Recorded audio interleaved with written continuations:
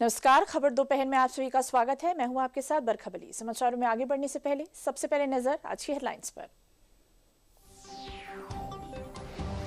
भारत और यूरोपीय यूनियन के बीच ऐतिहासिक ट्रेड डील होने जा रहा है। 19 लंबे इंतजार के बाद विश्व की दो शक्तियों के बीच व्यापार को लेकर सबसे बड़ा समझौता होने जा रहा है। समझौते के साथ ही बाजार और दुनिया की 25% जीडीपी एक साथ आ जाएगी। भारत के दौरे पर यूरोपीय आयोग के अध्यक्ष उर्सुला वॉन डेर लेयन और यूरोपीय परिषद के अध्यक्ष एंटोनियो कोस्टा ने प्रधानमंत्री नरेंद्र मोदी के साथ हैदराबाद हाउस में मुलाकात की। यूरोपीय संघ और भारत के बीच संबंधों की समग्र दिशा में महत्वपूर्ण विस्तार होने की उम्मीद है। कल से शुरू हो रहे बजट सत्र से पहले संसद में सर्वदलीय बैठक। संसदीय कार्य मंत्री किरण रिजिजू की राजनीतिक दलों के फ्लोर लीडर्स के साथ बातचीत। अहम राष्ट्र मुद्दों और विधायी कार्य सूची पर चर्चा। बुलंदशहर में थाना खुर्जानगर पुलिस और शातिर गौकश बदमाशों के बीच मुठभेड़ हुई। वाहन चेकिंग के दौरान पुलिस को देखकर बदमाशों ने फायरिंग शुरू कर दी। जवाबी कार्रवाई में एक गौकश बदमाश नदीम के पैर में गोली लगी। और मेरठ के थाना परतापुर पुलिस द्वारा कार पर फर्जी विधायक और सांसद का पास लगाने वाले 7 व्यक्तियों को गिरफ्तार किया गया है, जिनके चालकों पर गंभीर धारा में मुकदमा दर्ज किया गया।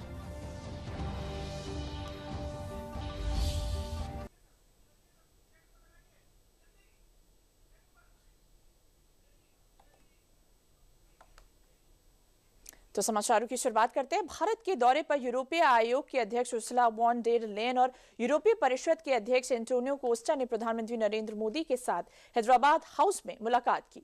यूरोपीय संघ और भारत के बीच संबंधों की समग्र दिशा में महत्वपूर्ण विस्तार होने की उम्मीद है, क्योंकि ये विविध क्षेत्रों में सहयोग के नए अवसर खोलेगा। भारत और यूरोपीय संघ 2004 से रणनीतिक साझेदार रहे हैं और ये साझेदारी अब और ज्यादा मजबूत होती हुई नजर आएगी।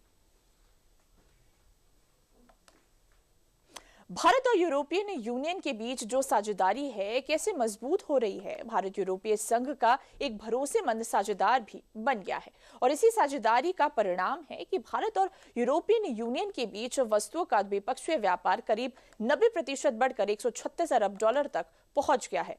उद्योग जगत का अनुमान है कि एफटीए के तहत टैरिफ हटने के बाद अगले 3 साल में यूरोपियन यूनियन को भारत का निर्यात दोगुना हो सकता है। दुनिया में बदलती वैश्विक व्यवस्था के बीच भारत और यूरोपीय संघ रणनीतिक स्वायत्तता और मजबूती के अपने लक्ष्यों को एक दूसरे के साथ जोड़ रहे हैं। ये तालमेल एशिया में भारत को यूरोप का एक बेहद अहम और भरोसेमंद साझेदार बनाता है। भारत और ईयू की 2 दशकों की स्ट्रेटेजिक पार्टनरशिप नेचुरल है, ऑर्गेनिक है।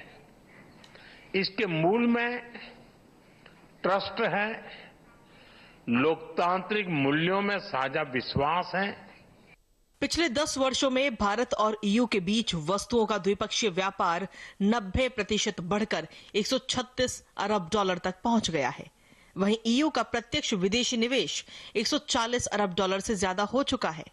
इससे भारत को टैरिफ से जुड़ी अनिश्चितताओं से निपटने में सहारा मिल सकता है, जबकि यूरोप को चीन और रूस पर निर्भरता कम करने में मदद मिल रही है। आज भारत में पहले के मुकाबले कहीं ज्यादा यूरोपीय कंपनियां कारोबार कर रही हैं।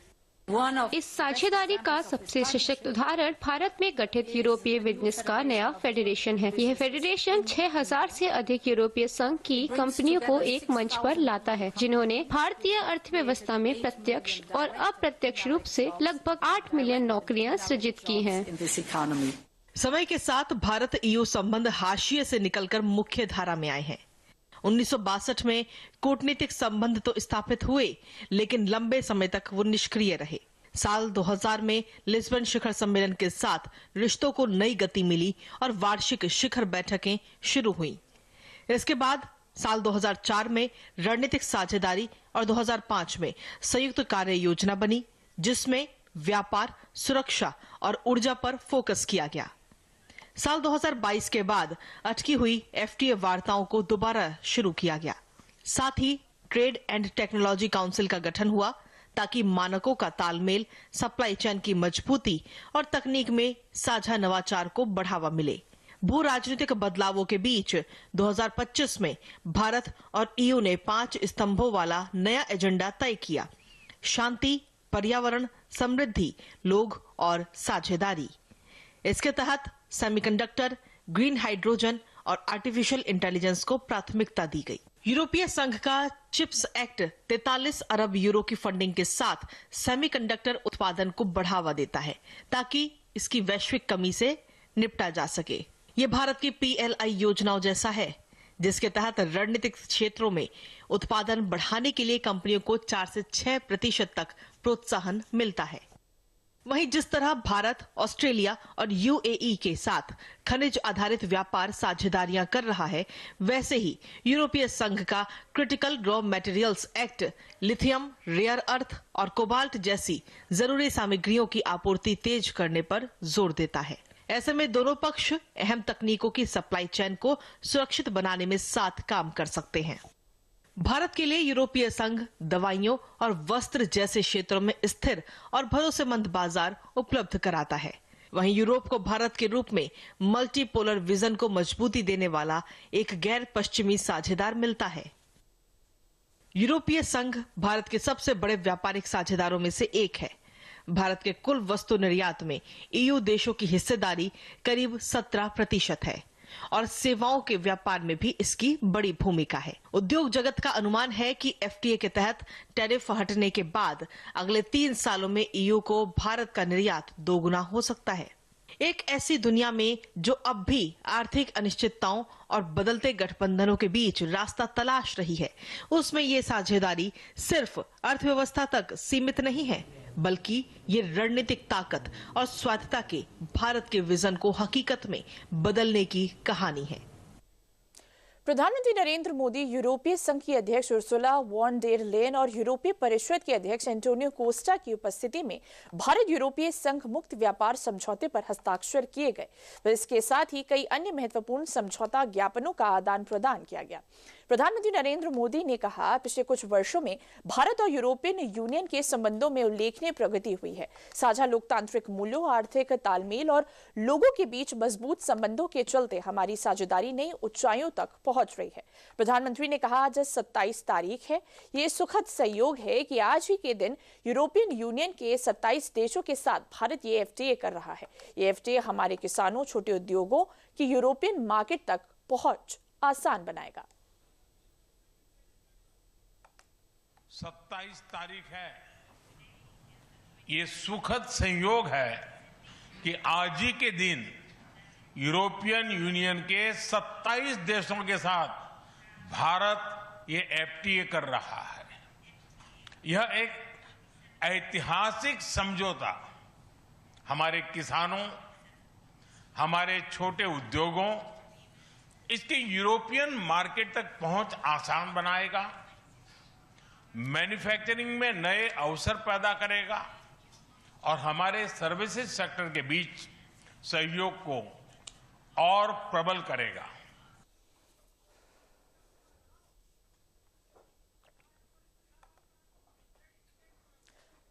कर्नाटक के विजयपुर में स्थित कुडगी सुपर थर्मल पावर प्रोजेक्ट न केवल तकनीक का चमत्कार है, बल्कि प्रधानमंत्री मोदी के प्रगति विजन की सफलता का एक शानदार उदाहरण भी है। कैसे जटिल बाधाओं को पार कर ये महापरियोजना आगे बढ़ी, देखिए इस रिपोर्ट में।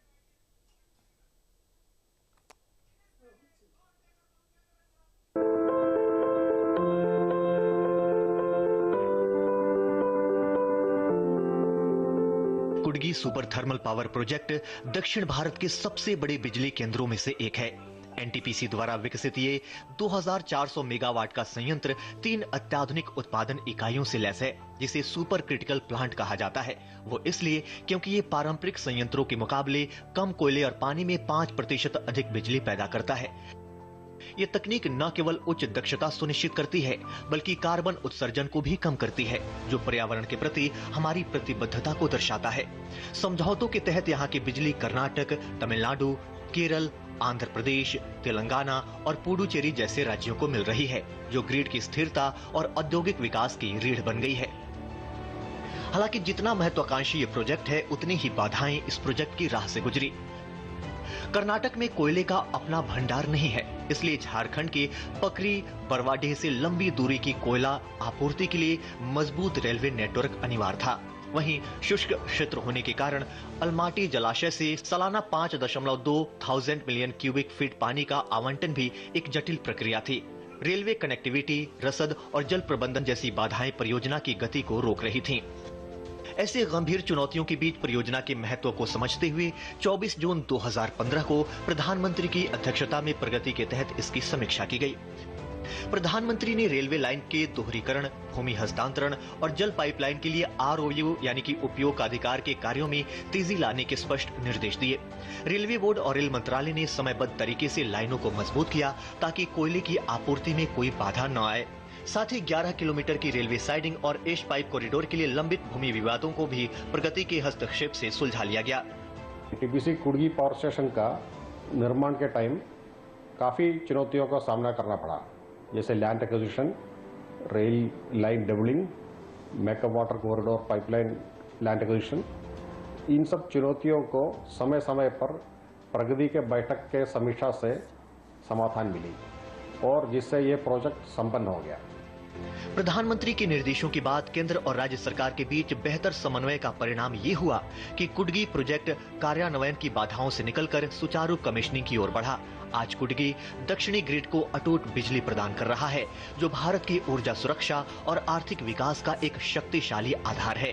कुडगी थर्मल पावर प्रोजेक्ट एक जीवंत उदाहरण है कि कैसे उच्चतम स्तर की निगरानी और अंतर सरकारी सहयोग से बड़ी सी बड़ी चुनौतियों को भी राष्ट्रीय संपत्ति में बदला जा सकता है। प्रधानमंत्री नरेंद्र मोदी ने दक्षिण गोवा में आयोजित हो रहे 4 दिवसीय इंडिया एनर्जी वीक यानी भारत ऊर्जा सप्ताह सम्मेलन का वर्चुअल माध्यम से उद्घाटन किया। भारत ऊर्जा सप्ताह का ये चौथा संस्करण है। भारत ऊर्जा सप्ताह ऊर्जा सुरक्षा को मजबूत करने, निवेश जुटाने और कार्बन उत्सर्जन में कमी के व्यवहारिक व विस्तार योग्य रास्तों को आगे बढ़ाने पर केंद्रित है। प्रधानमंत्री ने कहा कि भारत आज के समय में हर क्षेत्र में वैश्विक साझेदारी पर काम कर रहा है। पीएम ने महत्वाकांक्षी डीप सी एक्सप्लोरेशन समुद्र मंथन का जिक्र करते हुए बताया कि इस दशक के अंत तक तेल एवं गैस क्षेत्र में निवेश को $100 अरब का प्रयास किया जा रहा है। भारत आज हर सेक्टर में ग्लोबल पार्टनरशिप पर बहुत अधिक काम कर रहा है। मैं अगर एनर्जी सेक्टर की ही चर्चा करूं तो यहां एनर्जी वैल्यू चेन से जुड़े हुए अलग अलग क्षेत्रों में निवेश की बहुत संभावनाएं हैं। आप एक्सप्लोरेशन का ही क्षेत्र ले लीजिए। भारत ने अपने एक्सप्लोरेशन सेक्टर को काफी ओपन कर दिया है। आपको हमारे डीप सी एक्सप्लोरेशन से जुड़े समुद्र मंथन मिशन की भी जानकारी है। हम इस दशक के अंत तक अपने ऑयल एंड गैस सेक्टर में इन्वेस्टमेंट को $100 बिलियन तक ले जाने का प्रयास कर रहे हैं। हमारा लक्ष्य एक्सप्लोरेशन के दायरे को भी 1 मिलियन स्क्वायर किलोमीटर तक विस्तार करने का है। इसी सोच के साथ हमारे यहां 170 से अधिक ब्लॉक्स को अवार्ड किया जा चुका है। अंडमान निकोबार का बेसिन भी हमारी नेक्स्ट हाइड्रोकार्बन हब बन रहा है। गोरखपुर में मुख्यमंत्री योगी आदित्यनाथ ने गोरखनाथ मंदिर में आयोजित जनता दर्शन में लोगों की समस्याओं को सुना। समस्याओं के निस्तारण के लिए आश्वस्त करते हुए उनके प्रार्थना पत्र को संबंधित अधिकारियों को हस्तगत किया। उन्होंने सभी लोगों को आश्वस्त किया कि किसी को भी परेशान होने या घबराने की आवश्यकता नहीं है, हर समस्या का समाधान कराया जाएगा। उन्होंने अधिकारियों को निर्देशित किया कि वह जनता की समस्याओं पर पूरी गंभीरता और संवेदनशीलता से ध्यान देकर उनका त्वरित, गुणवत्तापूर्ण और संतुष्टिपरक निस्तारण कराए ताकि किसी को भी परेशानी न होनी पड़े।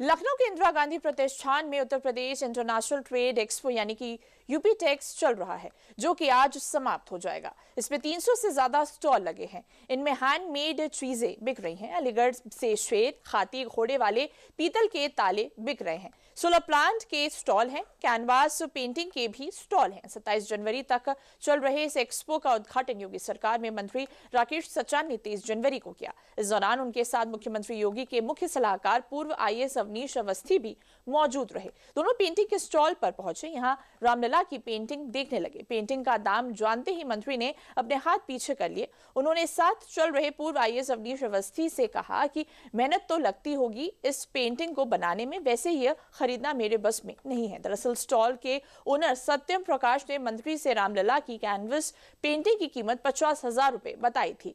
उनके पास 30,000 से 75,000 रुपए तक की पेंटिंग है। कन्नौज जिले के ठटिया थाना इलाके में मूक बधिर युवती का अपहरण करने वाले आरोपी को एसओजी सर्विलांस और थाना ठटिया पुलिस ने मुठभेड़ में गिरफ्तार कर युवती को सकुशल बरामद कर लिया। कन्नौज पुलिस अधीक्षक विनोद कुमार ने बताया कि युवती के अपहरण की सूचना मिली थी। चेकिंग के दौरान एक संदिग्ध लोडर को पुलिस ने रोकने की कोशिश की तो आरोपी लोडर चालक ने पुलिस पर फायरिंग की। जवाबी कार्रवाई में उनके पैर में गोली लगी। घायल आरोपी को इलाज के लिए मेडिकल कॉलेज तिरवा भेजा गया है। मौके से अवैध तमंचा, कारतूस, घटना में प्रयुक्त बुलेरो पिकअप और नकदी बरामद की गई है। ठटिया थाना क्षेत्र के गांव में एक मूक बधिर लड़की का एक लोडर सवार व्यक्ति जबरदस्ती बैठा करके अपहरण करके ले गया था, जिसको हमारी सर्विलांस, एसओजी और थाना पुलिस सक्रिय होकर के और उसका पता लगाते हुए हार्ट चेक करते हुए उस गाड़ी की रात में घेराबंदी की। तो इसमें जो लोडर में जो चला रहा था वो जैसे ही घेराबंदी की गई तो गाड़ी से कूद करके भागने लगा और पुलिस पार्टी पर फायर किया। तो आत्मरक्षार्थ पुलिस ने फायरिंग की, जिसमें उसके पैर में गोली लगी है, घायल हो गया था। उसको गिरफ्तार कर लिया गया है। इसके कब्जे से जो लोडर है वो बरामद ही हुआ है। लड़की को सकुशल बरामद कर लिया गया है। साथ ही जो इससे असलहा कारतूस जो इस्तेमाल किया था इसमें, उसको भी रिकवर किया गया है। इसको अस्पताल अभी दाखिल कराया गया है। इसको रिमांड लेकर के जेल भेजा जाएगा। समाचारों में आगे बढ़ने से पहले लेते हैं विराम।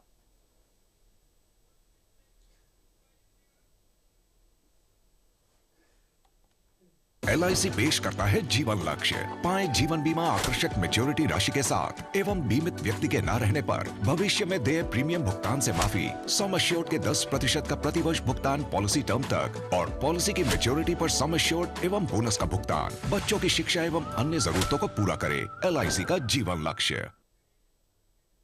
समाचारों में आगे बढ़ते हैं। मथुरा में वरिष्ठ पुलिस अधीक्षक श्लोक कुमार के निर्देशन में CAIR पोर्टल एवं सर्विलांस सेल द्वारा देश के विभिन्न राज्यों एवं सीमावर्ती जनपदों की पुलिस से समन्वय स्थापित कर 685 गुमशुदा मोबाइल फोन बरामद किए गए हैं। इन मोबाइलों की कुल अनुमानित कीमत करीब 2 करोड़ रुपए बताई जा रही है। गणतंत्र दिवस के अवसर पर SSP श्लोक कुमार ने कैबिनेट मंत्री लक्ष्मी नारायण चौधरी द्वारा बरामद मोबाइल फोन उनके वास्तविक स्वामियों को सुपुर्द किए हैं। वहीं इस सराहनीय कार्य की जनता एवं मोबाइल स्वामियों ने मथुरा पुलिस की प्रशंसा की है। पुलिस के अनुसार जनपद मथुरा के थानों द्वारा थाना स्तर से कुल 224 मोबाइल फोन वापस किए गए। ये सभी मोबाइल्स थे और विभिन्न प्रदेश के लोग, क्योंकि मथुरा में पर्यटन के हिसाब से लोग आते हैं, कोई तमिलनाडु का है, कोई नॉर्थ ईस्ट का है, तो विभिन्न लोगों के मोबाइल फ़ोन जो यहाँ गायब हुए थे वो सभी बरामद करके उनको वापस सुपुर्द किए गए। ये 26 जनवरी का कार्यक्रम जो था, माननीय गृह मंत्री श्री लक्ष्मी नारायण चौधरी जी उसमें मुख्य अतिथि थे और उनके द्वारा ही सभी को अपने मोबाइल सुपुर्द किए गए। देखिए, सर्वाधिक क्योंकि वृंदावन में लोग भी आते हैं, तो वृंदावन के द्वारा सर्वाधिक बरामदगी सुनिश्चित की गई। संभल के सरकारी स्कूल प्रदेश में मिसाल बन गए हैं।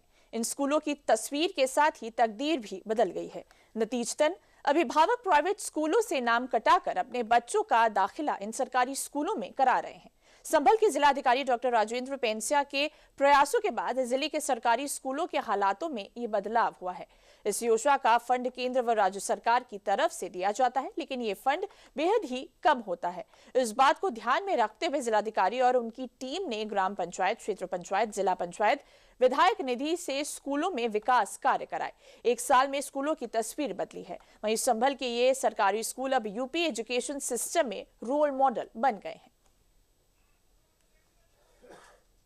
लिया है इसमें जो 6 पिलर्स हैं, जिसमें गुणवत्तापूर्ण और समावेशी शिक्षा है, छात्रों का सर्वांगीण विकास है और 21वीं सदी के अनुरूप कौशलों का विकास वहां किया जाएगा।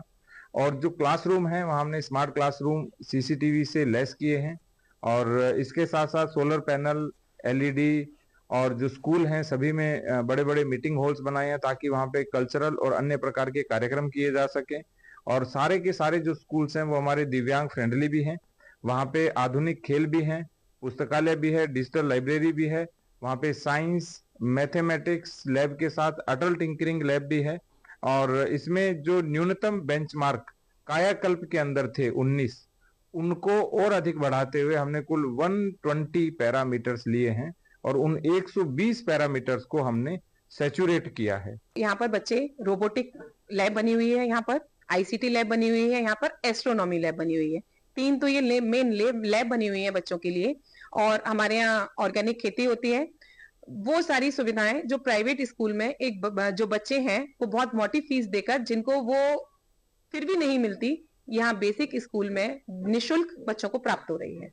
यहाँ पर सोलर सिस्टम के बारे में जानकारी दी जाती है, इनके ग्रीन हाउस इफेक्ट है या फिर एलिमेंट्री कैनाल है। बच्चों ने बहुत सारे प्रोजेक्ट भी बना रखे हैं, रेस्पिरेटरी सिस्टम का या सर्कुलेशन ऑफ हार्ट है, तो सबके बारे में बच्चों को जानकारी दी जाती है। ये सब डीएम सर की वजह से संभव हो। क्या नाम है DM sir? Doctor Rajendra Paisia. क्या कहेंगे उनके लिए, कैसा काम कर रहा है वो हम बच्चों पर बहुत अच्छा काम।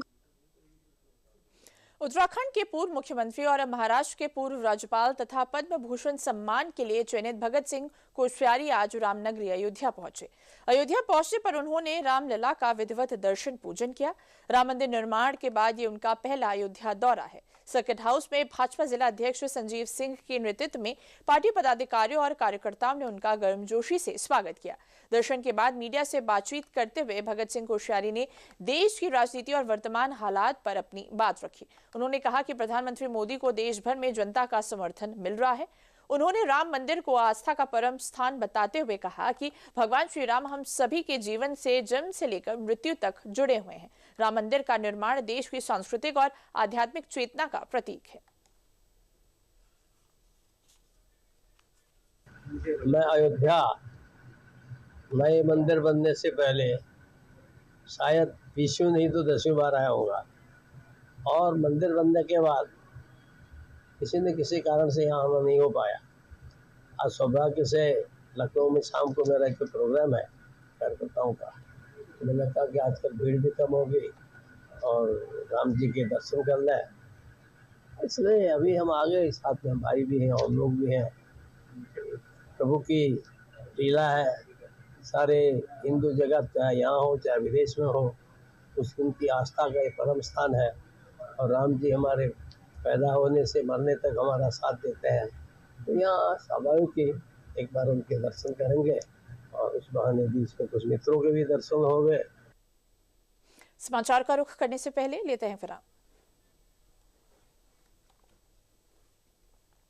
कब तक आप ऐसे फ्यूचर का टेंशन लेकर चलते रहेंगे? LIC के न्यू पेंशन प्लस के साथ अपनी पेंशन का प्लान बनाइए, क्योंकि ये प्लान आपके फ्यूचर के लिए मार्केट लिंक्ड वेल्थ क्रिएट करता है। और तो और इस प्लान में गारंटीड एडिशंस के साथ पेंशन पाने के कई ऑप्शंस भी हैं, so that you grow young and tension free. LIC हर पल आपके साथ।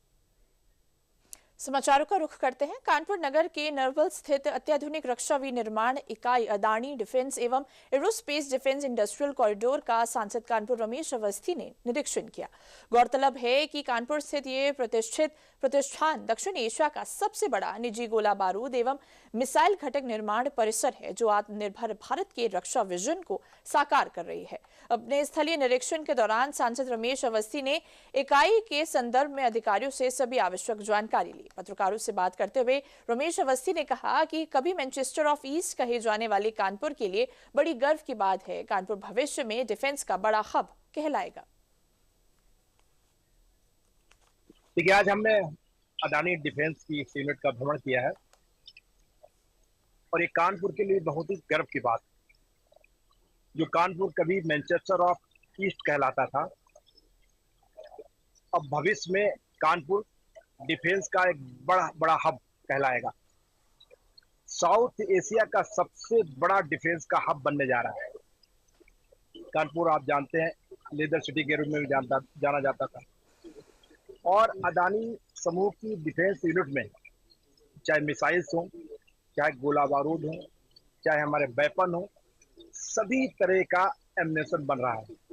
यानी रक्षा उत्पादों की अगर बात की जाए तो वर्ल्ड की पहली फैक्ट्री होगी जहां सभी तरीके के हथियार बनने जा रहे हैं। ये निश्चित रूप से कानपुर वासियों के लिए एक बड़ी सुखद और गर्व की बात है। और माननीय प्रधानमंत्री का धन्यवाद देना चाहता हूँ, माननीय मुख्यमंत्री जी का भी धन्यवाद देना चाहता हूँ कि उन्होंने इसके लिए कानपुर को चुना। अडानी समूह द्वारा इसको और बढ़ाया जा रहा है और लगभग 700 एकड़ में डिफेंस का यूनिट बनेगा। यहाँ पर हमारे कानपुर के लोगों को रोजगार भी मिल रहा है। लगभग 4000 लोग यहाँ रोजगार प्राप्त कर चुके हैं। बरेली में जीएसटी फर्जीवाड़े के एक बड़े मामले का खुलासा हुआ है, जिसमें करोड़ों रुपए के फर्जी इनपुट टैक्स क्रेडिट रैकेट का भांडाफोड़ किया गया है। जांच में सामने आया कि गौरव अग्रवाल ने अपने साथी योगेश शर्मा के साथ मिलकर फर्जी फर्मों का जाल बिछाया और बोगस इनवॉइस व ई-वे बिल के जरिए अवैध रूप से जीएसटी रिफंड हासिल किया। इस रैकेट से राजस्व को करीब 14 करोड़ रुपए की क्षति पहुंचने का अनुमान है, जबकि कुल फ्रॉड 20 करोड़ रुपए से अधिक होने की संभावना जताई जा रही है। राज्य कर विभाग की तहरीर पर थाना बिथरी चैनपुर में मामला दर्ज किया गया है, जिसकी विवेचना अपराध शाखा की एसआईटी कर रही है। अभिलेखीय साक्ष्य, बैंक लेन देन और साइबर एनालिसिस के आधार पर पुलिस ने 25 जनवरी 2026 को आरोपी गौरव अग्रवाल को उसके आवास से गिरफ्तार कर लिया है। इस मामले में पुलिस ने गौरव अग्रवाल को गिरफ्तार कर न्यायालय के समक्ष पेश किया है। ये थाना बिथरी जो है बरेली जनपद में, इसमें एक मुकदमा प्रासंगिक 494/25 जो है अभियोग पंजीकृत कराया गया था जीएसटी विभाग के अधिकारियों द्वारा, जिसमें फर्जी अभिलेखों के आधार पर बोगस फर्म जो रजिस्टर करी गई थी और उसके बाद बिना किसी व्यापार के फर्जी जो है ई-वे बिल और बाकी मूवमेंट्स के जो है वो दिखाकर फर्जी जीएसटी के आईटीसी जो है क्लेम करा गया था, जिसमें करीब जो अभिलेख उनके द्वारा दिए गए हैं जीएसटी विभाग द्वारा, उसके अनुसार करीब 14 करोड़ रुपए का जो है इस फर्म के द्वारा जो है प्राप्त करा गया था। इसमें विवेचना के बाद अभियुक्त गौरव अग्रवाल का जो है नाम प्रकाश में आया, जिसको जो है गिरफ्तार किया गया है और माननीय न्यायालय के समक्ष प्रस्तुत करके जेल भेजा गया।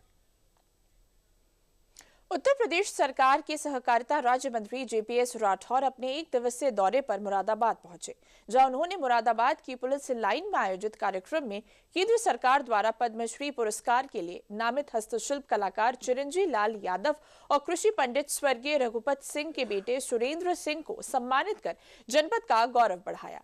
सहकारिता मंत्री जेपीएस राठौर ने कहा कि महामहिम राष्ट्रपति द्वारा दिए जाने वाले इस सर्वोच्च सम्मान से न केवल इन कलाकारों का कद बढ़ा है, बल्कि मुरादाबाद की पारंपरिक कला और कृषि नवाचार को वैश्विक पहचान मिली है। चिरंजी लाल यादव ने अपनी छीनी हथौड़ी से हस्तशिल्प में जो जादू बिखेरा है और रघुपत सिंह ने कृषि के क्षेत्र में जो नए आयाम स्थापित किए हैं, वे आने वाली पीढ़ियों के लिए मार्गदर्शक बनेंगे। इस सम्मान ने जिले के युवाओं के लिए एक बड़ी प्रेरणा है।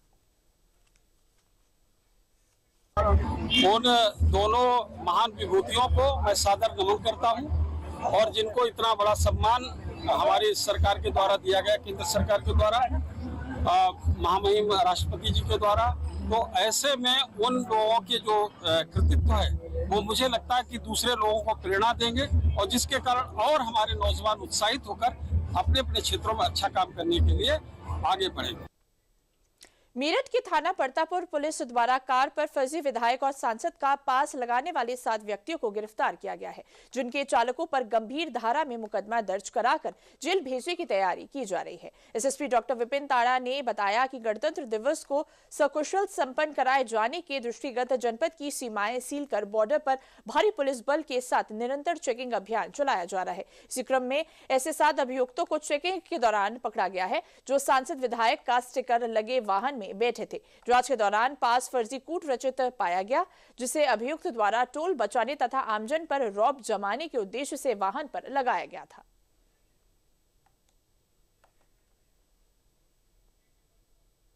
तो समाचारों में अभी के लिए बस इतना ही। मुझे दीजिए इजाजत। नमस्कार।